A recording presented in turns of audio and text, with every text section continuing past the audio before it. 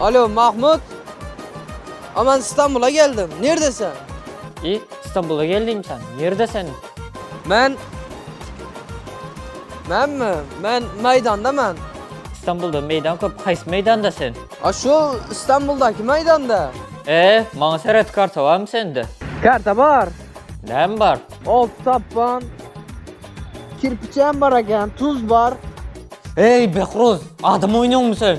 Telefonun kartasına girdiydim ben sana. Telefonunda karta mı? Dur hemen gir hemen hazır. Nerede sen? Pasta oturum ben. Nem var? 6 karga. 7 tapan. Bala, bu koyun ben adam gepinden düşünmem geçti. Behruz yanında adam bağım senin.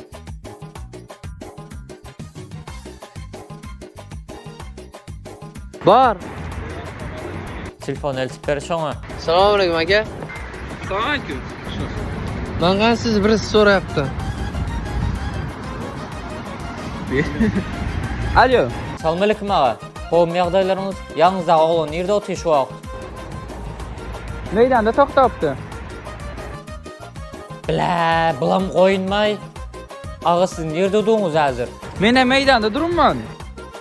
Hay bala. İçine vururayın. İkiniz hem alıcın danışmanın adresini tapmayan olsan meydanda adaşıp geziver. Düşündün mü?